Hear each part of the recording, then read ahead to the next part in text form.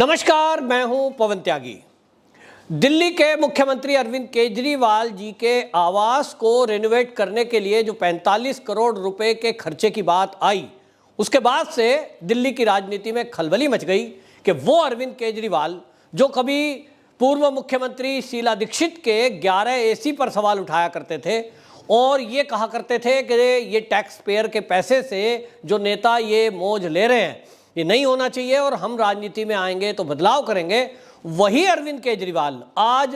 केवल रख रखाव पर, मेंटेनेंस पर या यूं कहें रेनोवेशन पर अपनी कोठी में 45 करोड़ रुपए खर्च कर देते हैं। तो वो अरविंद केजरीवाल, इसमें क्या वाकई में ये खर्चा हुआ है या ये कोई घोटाला है? ये बात इसलिए सामने आई क्योंकि जब उस खर्चे की डिटेल सामने आई तो पता लगता है कि एक पर्दा 8 लाख रुपए का लगाया गया। अब सारे लोगों ने जब ये बातचीत की, भारतीय जनता पार्टी के कई नेताओं ने इस पर अपने वक्तव्य दिए और उन्होंने कहा कि हमने तो कोई आदमी आज तक ऐसा देखा नहीं, दिल्ली का रईस से रईस व्यक्ति भी कोई ऐसा नहीं मिला हमको जिसका कोई घर का पर्दा, एक पर्दे की कीमत 8 लाख हो। इसका मतलब यह है कि क्या पर्दे के लगाने में जो घोटाला हुआ है उसमें कोई कमीशन खोरी हुई है? एक्चुअल में पर्दे की कीमत कुछ और है, दर्शाई कुछ और गई है। ये सारी चीजें जब सामने आई तो इसको लेकर के दिल्ली के एलजी को कंप्लेंट दी गई और यह कहा गया कि इस घपले घोटाले की आशंका में सच क्या है इसका पता लगाया जाना जरूरी है कि जो 45 करोड़ रुपए खर्चा हुए, क्या वो एक्चुअल में खर्च हुए हैं? जिस मद में वो खर्चा दिखाया गया है, क्या वो उसी मद में खर्चा हुआ भी है कि नहीं? यदि 8 लाख का एक पर्दा बताया जा रहा है, तब फिर 23 पर्दे लगे जिनकी कीमत करोड़ों में बैठ जाती है। इसी तरह डियोर पर्ल मार्बल लगाया गया जिसकी कीमत करोड़ों में बताई जा रही है। 15 बाथरूम बनाए गए हैं जिसकी कोई आवश्यकता किसी घर में लगती नहीं है। तो अब एक्चुअल ये भी देखने की जरूरत है कि क्या अरविंद केजरीवाल जी के घर में 15 बाथरूम वास्तव में बने भी हैं या नहीं। ऐसा तो नहीं कि 4 बाथरूम बनाकर और बाकी की पेमेंट ले ली गई हो। कुल मिलाकर ये बहुत बड़े सवाल थे और इसमें सबसे बड़ा सवाल भारतीय जनता पार्टी के नेता जो है उन्होंने खुलासा किया और उन्होंने खुलासा करते हुए ये कहा कि भाई ये जो टेलीविज़न लगाए गए हैं 85 इंची के 10 टेलीविज़न जिसकी कीमत लगभग 10.5 लाख रुपए एक टीवी की बताई जा रही है, वो ऑनलाइन उन्होंने उसका स्क्रीनशॉट साथ में लगाया कि जिसकी एक्चुअल कीमत तो 3.5 लाख है। तो शक पैदा होता है कि कहीं ना कहीं इस रेनोवेशन में घोटाला, घपला और कमीशन खोरी हुई है। जब ये शिकायत एलजी से की गई तो एलजी साहब ने ये जो शिकायत थी राजनीतिक दलों के नेताओं की, जिसमें कांग्रेस भी है, जिसमें भाजपा भी है, उन्होंने इस एप्लीकेशन को दिल्ली के मुख्य सचिव को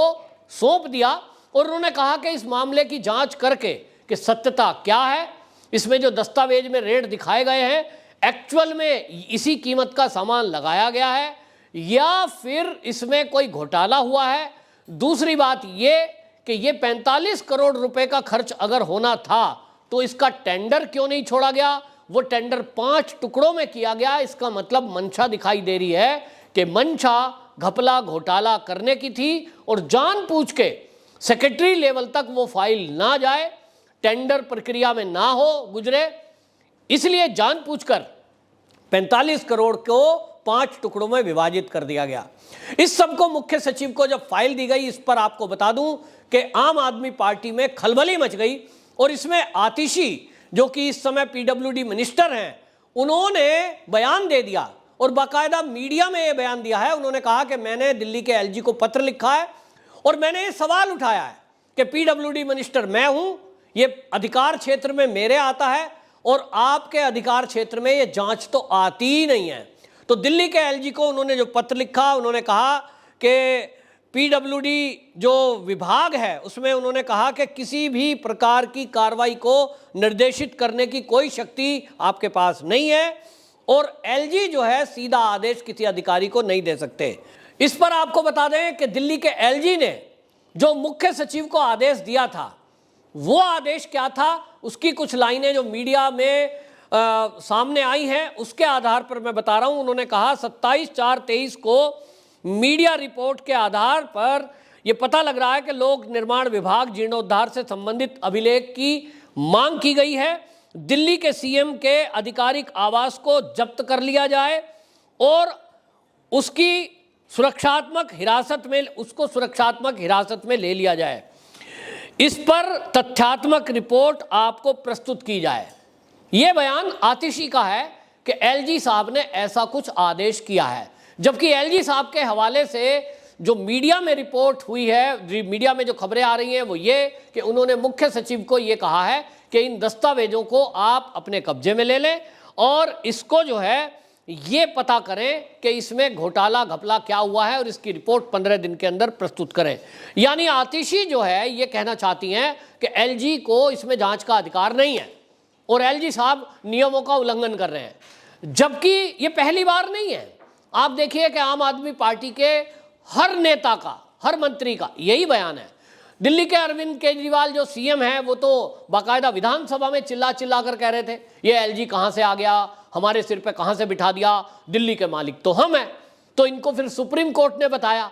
जब केस सुप्रीम कोर्ट में गया इन्होंने डाला कि भाई दिल्ली के मालिक तो हम हैं, लेकिन ये आदेश एलजी कर देते हैं हर बात की। तो सुप्रीम कोर्ट ने इनको बताया कि केजरीवाल जी दिल्ली के आप मालिक नहीं हैं,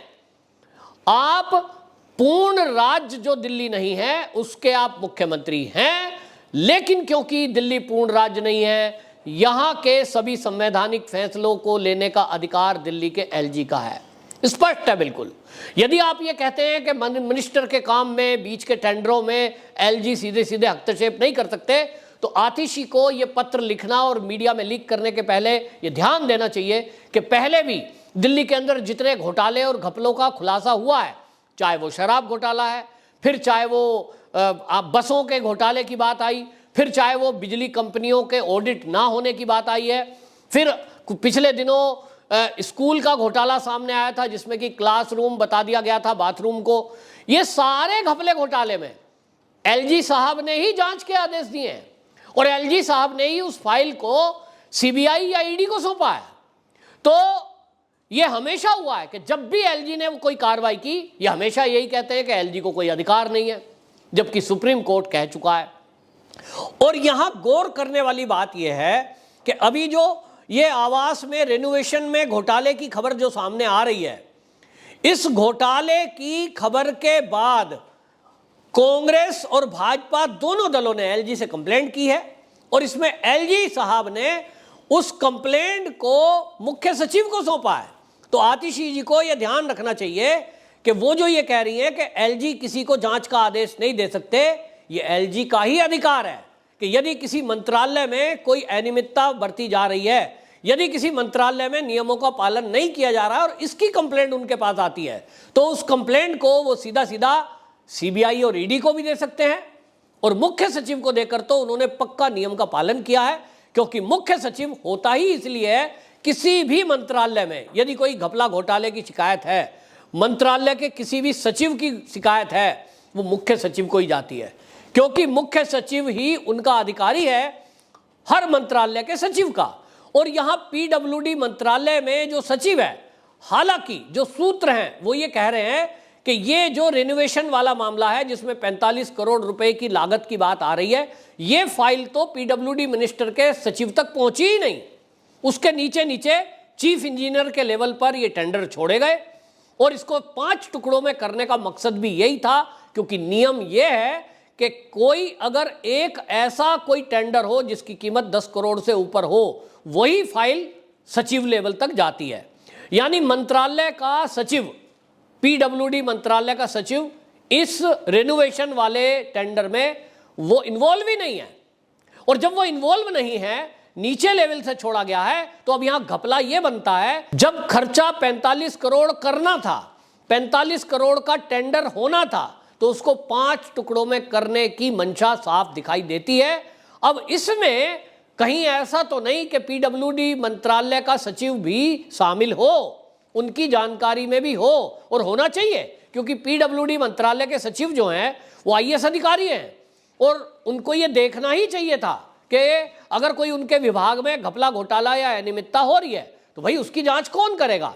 और इसीलिए एलजी ने ये कंप्लेंट मुख्य सचिव को दी है, क्योंकि मुख्य सचिव ही पीडब्ल्यूडी मंत्रालय के सचिव की भी जांच करेंगे। और इस मामले में मंत्रालय के सचिव की जांच होनी है, पीडब्ल्यूडी मंत्रालय के, यानी आतिशी का जो मंत्रालय है, उनके जो सेक्रेटरी है, उनकी भी जांच होनी है, क्योंकि वो भी शक के घेरे में हैं और इसलिए मुख्य सचिव को उन्होंने दी है, जिसमें कोई अनियमितता नहीं है। लेकिन फिर भी आतिशी का यह बयान मीडिया में वायरल हो रहा है, मीडिया में वो बोल रही हैं, वो पत्र को वायरल कर रही है जो मैंने लिखा है, वो दिखा रहा है कि आतिशी जी कितनी अपरिपक्व मंत्री हैं। वो एलजी पर सवाल उठा रही हैं, लेकिन अगर आतिशी को चाहिए तो ये था कि अगर उनको मीडिया के हवाले से कुछ खबरें पता लग रही हैं, जैसा कि वो पत्र में लिख रही है, तो भाई इसकी जांच के आदेश देने चाहिए थे। आतिशी जी ने अभी तक इसकी जांच के आदेश नहीं दिए हैं। आतिशी कह रही हैं कि मैं पीडब्ल्यूडी मंत्री हूं, मैं इसके लिए जिम्मेदार हूं, तो भाई जांच के आदेश दीजिए। दिल्ली में भी पीडब्ल्यूडी विभाग में विजिलेंस डिपार्टमेंट है, क्या अभी तक अरविंद केजरीवाल जी या आतिशी जी ने विजिलेंस को यह ऑर्डर किए कि भाई मीडिया में ऐसी रिपोर्ट आ रही है कि इसमें घपला हुआ है, इसमें घोटाला हुआ है? आखिरकार केजरीवाल हो या आतिशी हो, वो इस पर जवाब क्यों नहीं देते कि जो मीडिया में खबरें आ रही हैं ये फेक हैं, ये गलत है, 8 लाख का कोई पर्दा लगा ही नहीं है, हमारा जो है टीवी 10 साढ़े 10 लाख का कोई लगा ही नहीं है। इन्होंने ये अभी तक सफाई नहीं दी है। इसका मतलब जो पेपर में रेट दिखाए गए हैं टेंडर में वो सही है और शायद इन्होंने ही हस्ताक्षर किए हैं। यदि ऐसा नहीं होता तो अभी तक तो विजिलेंस की जांच के आदेश दे दिए होते, शायद इसमें कुछ गिरफ्तारियां भी हो गई होती। लेकिन ऐसा करके ये साफ दिख रहा है कि कहीं ना कहीं इन नेताओं की भी इन्वॉल्वमेंट है।